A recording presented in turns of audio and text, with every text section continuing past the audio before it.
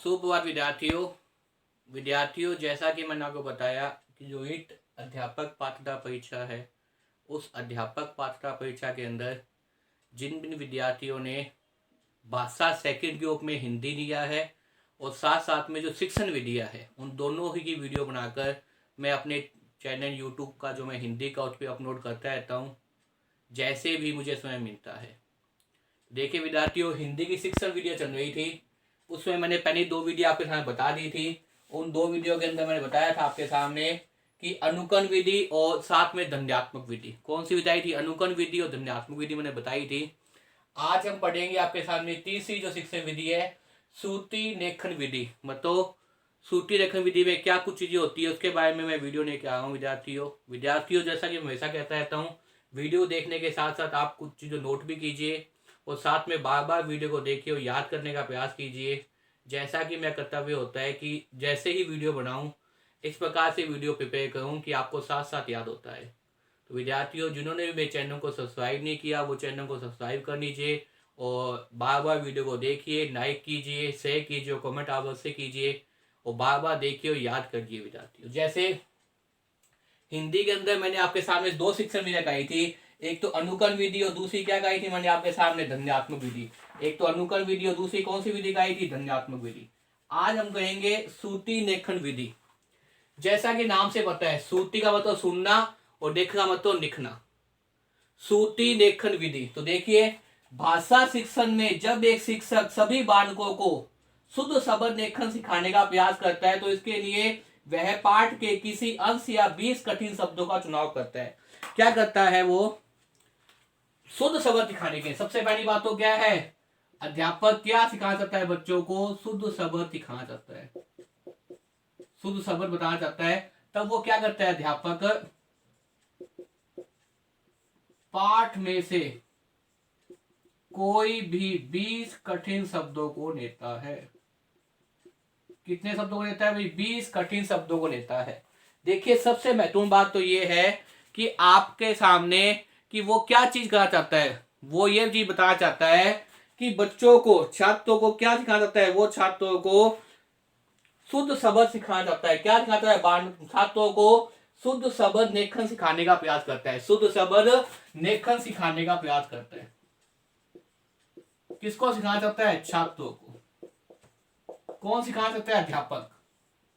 पहला प्रश्न तो यही है आपके सामने कि ये प्रश्न आ जाए कि श्रुति लेखन विधि क्यों उपयोग में लाई जाती है? श्रुति लेखन विधि क्यों उपयोग में लाई जाती है? तो आप बताएंगे, श्रुति लेखन विधि अध्यापक द्वारा तब उपयोग में लाई जाती है जब छात्रों को क्या सिखाना है? शुद्ध लेखन शब्द सिखाने हैं। मतलब शब्द कैसे शुद्ध लिखे जाते हैं वो सिखाना है, तो इसलिए उपयोग में लाई जाती है। तो बहुत महत्वपूर्ण प्रश्न ये। आगे पूछा जाए, श्रुति लेखन विधि किस काम आती है? तो आप क्या बताएंगे? श्रुति लेखन विधि अध्यापक छात्रों को शुद्ध लेखन शब्द लेखन सिखाने के लिए, अध्यापक छात्रों को शुद्ध शब्द लेखन सिखाने के लिए क्या करते हैं? उपयोग में लाते हैं। अध्यापक छात्रों को शुद्ध शब्द लेखन सिखाने के लिए क्या करते हैं? उपयोग में लाते हैं। मुझे उम्मीद है कि आपको याद हो गया होगा।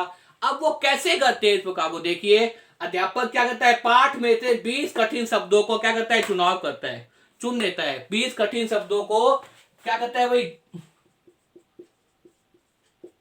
चुन लेता है। पाठ में से क्या कहेगा भाई? 20 कठिन शब्दों को। कितने शब्दों को? 20 कठिन शब्दों को, लगभग 20 कठिन शब्दों को चुन लेता है। तो इसके लिए पाठ में से किसी भाग या 20 कठिन शब्दों का चुनाव करता है, या तो किसी अंश का, पाठ में से, या किसी भाग का, किसी अंश का, एक ही बात है। या वो क्या करता है? 20 कठिन शब्दों का क्या करता है भाई? चुनाव कर लेता है। 20 कठिन शब्दों को चुन लेता है तथा स्वयं उन शब्दों का शुद्ध रूप में उच्चारित करता है। खुद क्या करता है? अध्यापक क्या करता है? उसके बाद में उन शब्दों का खुद क्या करता है? उच्चारण करता है। समय क्या करता है भाई? उस 20 कठिन शब्दों का या पाठ के किसी भाग का। ये अंश कौन सा है भाई? ये किसका अंश है भाई? पाठ का। ये किसका अंश है? पाठ का अंश है। तो पाठ का अंश बोल दीजिए, भाग बोल दीजिए, तुक्का बोल दीजिए।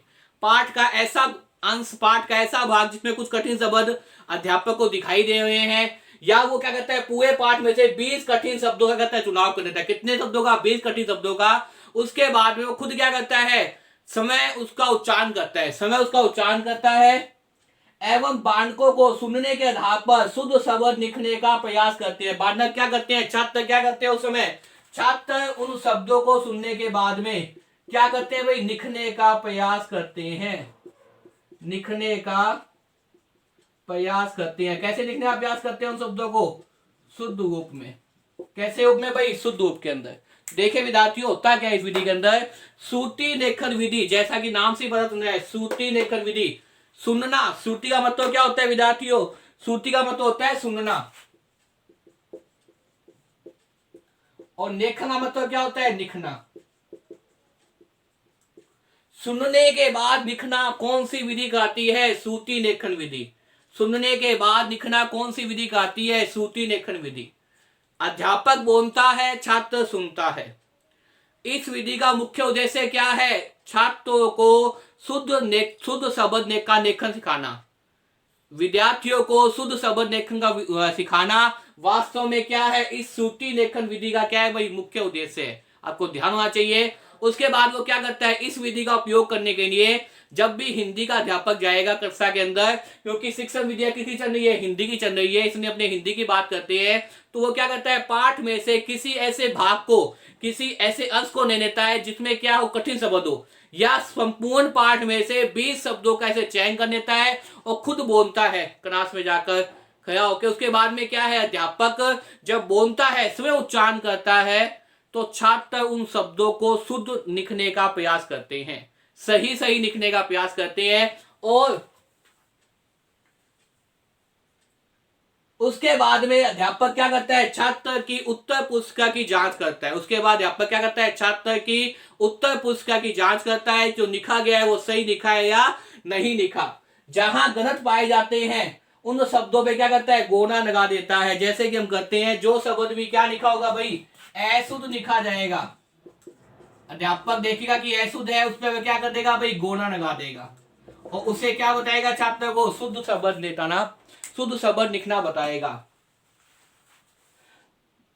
गोना बनाते हैं, स्वयं शुद्ध रूप में लिखता है, और फिर बालक को 10-10 बार शुद्ध शब्द लिखने के लिए प्रेरित करता है। और फिर बालक को क्या करता है, 10-10 बार क्या करता है छात्रों को, सबसे पहले तो अशुद्ध शब्द पे गोना लगा देगा, फिर उसकी जगह क्या लिख देगा भाई, लिखेगा। क्या लिखेगा उसकी जगह, वो आपके सामने शुद्ध शब्द लिखेगा। और फिर छात्र को क्या कहेगा भाई, छात्र को ये प्रेरित करेगा कि वो शब्द कितनी बार लिखो, आप कॉपी में 10-10 बार लिखो। जब छात्र 10-10 बार उस शब्द को लिखेगा, तो भविष्य के अंदर जब वो शब्द आएगा तो वो इस शब्द को क्या लिखेगा, अशुद्ध नहीं लिखेगा। तो विद्यार्थियों, ये मुख्य रूप से विधि है आपके सामने, जिसे बोलते हैं श्रुति लेखन विधि। जिसे क्या बोलते हैं भाई, श्रुति लेखन विधि। ऐसा करने से बालक में शुद्ध लेखन, शुद्ध शब्द लेखन का क्या होता है भी, विकास होता है। ऐसा करने से बालक के अंदर क्या है भाई, शुद्ध शब्द लेखन का विकास होता है। ऐसा करने से बालक में शुद्ध शब्द लेखन का क्या होता है भी, विकास होता है। तो विद्यार्थियों, आपने देखा इस विधि के अंदर सबसे पहले तो क्या है, शुद्ध शब्द लेखन छात्रों को सिखाने के लिए अध्यापक क्या करता है, अध्यापक के उद्देश्य रखता है कि हम क्या लिखे भाई, शुद्ध शब्द लेखन को बच्चों को सिखाएं। पाठ में से किसी अंश में से, पाठ में से 20 शब्दों को या किसी भाग को, किसी अंश को चुनाव करता है, खुद उसका उच्चारण करता है, छात्र उसे लिखते हैं, और जहां जहां छात्र ने क्या किया है, गंध लिखा है, जिन जिन हिंदी के शब्दों को उसने अशुद्ध लिखा है, उसमें क्या करता है भाई छात्र, अध्यापक उस पर गोना लगा देता है, और गोना लगाने के बाद में वहां वो शुद्ध शब्द लिख देता है। और फिर छात्र को कहता है कि आप उन्हीं शब्दों को, जहां जहां आपने अशुद्ध लिखा है, उस शब्दों को आप घर से क्या करो भाई, 10-10 बार उन शब्दों को शुद्ध रूप में लिखो। ऐसा करने से छात्र भविष्य में कभी भी अशुद्ध नहीं लिखेगा। धीरे धीरे उसका हिंदी का शब्द भंडार क्या हो जाएगा, शुद्ध होता रहेगा। अशुद्धि उसके निखात में से, अशुद्धि उसकी भाषा में से साफ होती रहेगी, और शुद्ध शब्दों का वो चयन करना सीख जाएगा। तो इस प्रकार से देखते हैं, श्रुति लेखन विधि के अंदर छात्र क्या करता है भाई, शुद्ध शब्द लेखन को सीखता है।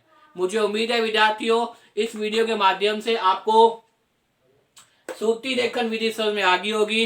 बार बार इस वीडियो को देखिए और याद करने का प्रयास कीजिए। अगली जो मैं वीडियो लेके आऊंगा आपके सामने शिक्षण वीडियो संबंधित, उसमें ये बताऊंगा कि इस विधि के क्या तो गुण है, क्या विशेषताएं हैं और क्या हानियां हैं, इसके बारे में अपनी वीडियो में बताऊंगा आपको। तो विद्यार्थियों बार बार इस वीडियो को देखिए और याद करने का प्रयास कीजिए। धन्यवाद।